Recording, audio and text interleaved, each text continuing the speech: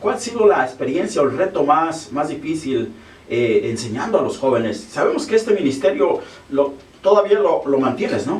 Sí. En la iglesia. Sí, todavía lo tengo, gracias a Dios, y le agradezco al Señor que ha puesto ese pensar en el pastor Felipe, que es el pastor de nuestra iglesia. Amén. Que ha pensado adecuado permitirme trabajar con los jóvenes. Ciertamente es un privilegio, y yo creo que el reto tal vez no ha sido una experiencia en específico, pero ha sido a través del lapso que he tenido como líder ahí con los jóvenes. Es que a mí me llama mucho la atención, por ejemplo, cuando Dios le está dando los 10 mandamientos a Moisés y le dice que Él es un Dios celoso que no comparte su gloria con nadie, ¿verdad? Amén. Y obviamente Dios está en el cielo, o sea, está en todas partes, ¿no? Pero su trono está en el cielo y Dios está en el cielo, y yo simplemente soy una persona común y corriente, vamos a ser honestos. Soy una persona común y corriente, soy carne y hueso, yo he pecado, yo como todo ser humano he pecado, y de alguna forma u otra el Señor le ha placido a través de su gracia a perdonar mis pecados, salvarme, usarme, pero siendo que Él es un Dios celoso, entonces su celo de Él no es como el celo humano, que es contaminado por nuestros pecados y nuestros sentimientos que no son muy buenos todo el tiempo cuando nos encelamos de algo, de alguien. Pero cuando Dios es celoso de alguien es porque nosotros sí somos de Él, o sea, le pertenecemos, Él nos hizo y Él nos creó. Entonces cuando Dios cela a una persona, en este caso a sus hijos, a los creyentes, disculpa, entonces Él hace todo lo posible para asegurarse que esa persona no se extravíe, no abandone el camino. Un libro que se llama la Biblia, y mucha gente quiere vivir su vida como ellos quieren o como ellos piensan que es adecuado, y ya no quieren luchar por permanecer en esa ciudadanía del reino de los cielos. Ahora, la razón por la cual yo le puse a este mensaje de indocumentados a ciudadanos, y quiero primero decirle, me inspiré ese título de un canto que se llama Los Indocumentados, lo canta un mariachi que me gusta, se llama Ramón González, y él habla en ese canto, dice: yo dejé mi patria esperando encontrarme con una vida diferente a mi paso. Y básicamente habla de alguien que vino de Latinoamérica, vino a Estados Unidos, y dice, escuchando que ya estaba a las puertas la amnistía, conseguí cartas aunque todo fuera falso, dice. Y yo tengo mucha familia en este país que ha hecho lo mismo. Y a mi madre le gusta mucho esa canción.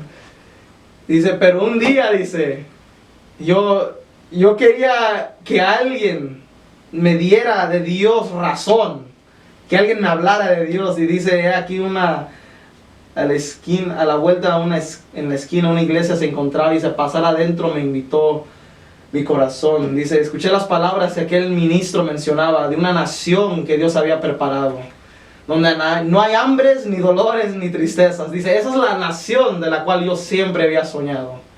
Dice, me convertí ilusionado al evangelio, y con esa misma ilusión es con la cual yo quiero, amigo y amiga, que usted se convierta al evangelio, porque no solamente es una nación que le quita todo dolor, sino que lo salva de los pecados que usted y yo hemos cometido, si tan solo creemos en Cristo Jesús. Para aplicar para esta ciudadanía, lo único que usted tiene que hacer es poner su fe completamente en Cristo Jesús, rechazar cualquier otro Dios, porque cualquier otro Dios es falso, porque no hay otro Dios más este Dios, y este Dios promete que así como Cristo es heredero de las riquezas de aquel reino, nosotros somos coherederos con Él si tan solo creemos en Él. Pero cuando somos ciudadanos del reino de los cielos, por eso yo mencionaba las tribulaciones que vienen cuando uno ya es cristiano, uno tiene que seguir luchando. La Biblia dice, Cristo Jesús dijo en Mateo 11:29, que el reino de los cielos sufre violencia y solamente los valientes la arrebatan. Esto lo mencioné en un estudio bíblico que di hace poquito con los varones, que hablaba de la armadura de un soldado cristiano. ¿Y por qué es que somos soldados? Es porque como nos hemos registrado como ciudadanos de esta nación, el rey de esta nación demanda de sus ciudadanos que se inscriban también en el ejército de ese reino celestial. Y como somos ciudadanos y ahora pasamos también a ser soldados de ese reino. Ese reino de los cielos, esa es nuestra patria. Tal vez usted y yo no hemos servido en las fuerzas armadas y especiales de nuestros países de donde venimos, pero espiritualmente hablando, hemos de servir en el ejército de ese reino celestial. Porque Él es nuestro rey, Él es nuestro general, y aún hay un salmo que dice que Él nos capitaneará, es una palabra difícil, pero Él nos capitaneará hasta la muerte. Amén. Sea que nosotros muramos de edad, de enfermedad, que nos maten por predicar el evangelio, o la razón que sea. Pero como yo soy ciudadano de ese reino de los cielos, yo tengo que luchar hasta el final. Como dijo Pablo, he peleado la buena batalla. He acabado la carrera y sobre todo yo he guardado la fe. Esta batalla, desde el momento que yo creí, desde el momento que yo me hice ciudadano, esta batalla no para y yo sigo guerreando hasta el final, porque yo sé, yo estoy seguro. Mi fe no es una fe de esperanza que me dice tal vez, sino que mi fe es una esperanza que me asegura y me da la certeza absoluta de que un día, por la sangre de Jesús, yo tengo entrada a ese reino celestial. Escuchaba yo un pastor que se llama Alistair Begg, si no me equivoco. Él es de Escocia, pero él predica en inglés, y él estaba mencionando una vez, estaba hablando de cuando Cristo estaba colgado en la cruz justo antes de morir, y estaba en medio de dos ladrones que también estaban crucificados, uno a un lado, cada uno a un lado de Jesús.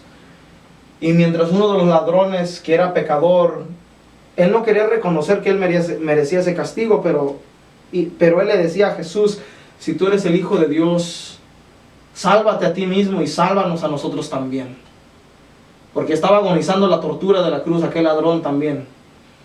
Pero el otro ladrón le dice a Jesús, reconociendo que su pecado era justo. O sea, ese ladrón reconoció que su propio pecado era merecedor de ese castigo, y le dice a Jesús: ten misericordia de mí y acuérdate de mí cuando estés en tu reino. Y Jesús le dijo: de cierto os digo que hoy estarás conmigo en el paraíso. Cuando Jesús suspira y él muere, y consecuentemente también mueren los dos ladrones, aquel a quien Jesús le dijo: estarás conmigo en el paraíso, me imagino que cuando él ha de haber llegado al portón, aquella puerta de la ciudad celestial, me imagino que los ángeles o quien sea que guarda allá la entrada al reino de los cielos le ha de haber preguntado: ¿cuál es tu nombre? No, mi nombre es tal y tal. Y tal vez para ver si él calificaba para entrar, o era digno de entrar, por decirlo así, dijo Alistair Begg, tal vez le preguntaron: ¿estás familiarizado con la doctrina de justificación? No. ¿Qué tal con la doctrina de bautismos? No, tampoco. ¿Con la doctrina de arrepentimiento? Tampoco. Entonces, ¿por qué viniste? Y que su respuesta tal vez haya sido: el hombre que estaba en la cruz del medio me dijo que yo podía venir. Hermano y hermana, amigo y amigo que nos escucha, tal vez usted y yo fallezcamos 5 minutos desde ahorita, no lo sabemos. Y nosotros mismos no hemos hecho nada para ganarnos la salvación. Pero cuando creemos en Cristo Jesús y Él escribe nuestro nombre en el libro de la vida, Él está diciendo: ustedes pueden entrar.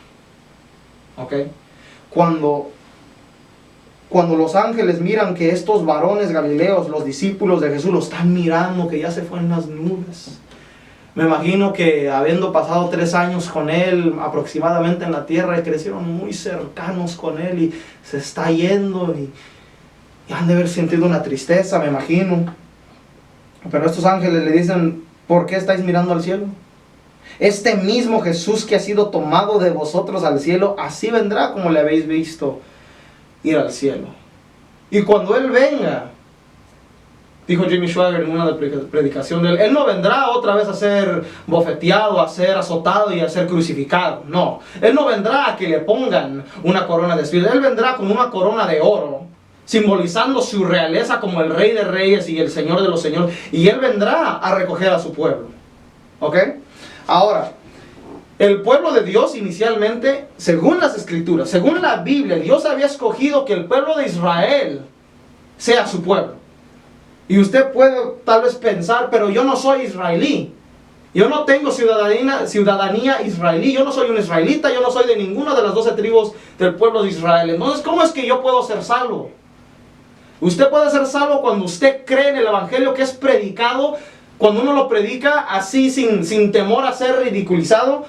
Porque como dijo Pablo, yo no me avergüenzo del evangelio porque yo sé que es el poder de Dios de salvación para todo aquel que cree, primeramente al judío, pero también al griego, o sea, al gentil, al que no es parte de aquel pueblo. Mire, si usted lee, en el libro de Oseas, del profeta Oseas en el Antiguo Testamento, el libro de Oseas capítulo 1, versos 9 y 10, dice así: y dijo Dios, ponle por nombre Lo-Ammi, porque vosotros no sois mi pueblo, ni yo seré vuestro Dios. Aquí en el libro de Oseas lo que había pasado es que el profeta Oseas, Dios le dijo, toma una mujer de prostitución y hazla tu esposa y ten hijos con ella. Y por cierto, no estoy diciendo que nadie haga eso, vamos para aclarar, eso es una notita al lado. No estoy diciendo que hagan eso, ni Dios está probando que nadie más haga eso. La razón por la cual Dios le dijo a Oseas que él haga eso es porque Dios quería que el pueblo visualizara cómo ellos trataban a Dios cuando lo dejaban y se iban tras otros dioses, tras otros baales, que es traducidos otros señores, otros amantes. Porque el pueblo de Israel era como esposa para Dios. Pero cuando Israel se va tras otros dioses, Dios le dice al profeta, tómate una mujer de prostitución, ten hijos de prostitución con ella, y a este hijo, a esta hija, le pondrás por nombre Lo-Ammi, porque vosotros no sois mi pueblo, así como aquella niña o no me acuerdo si era un niño o una niña, no era sangre del profeta Oseas.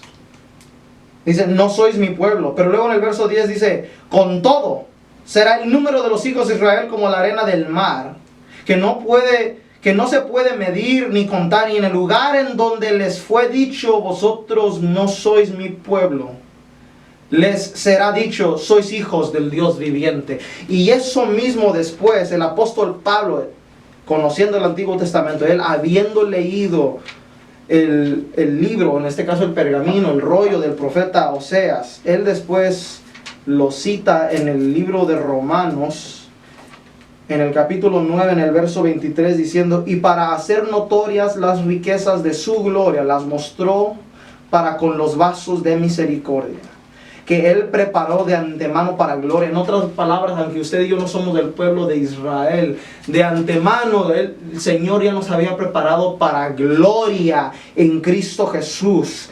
Aquella gloria que solamente tienen ciudadanos del reino de los cielos.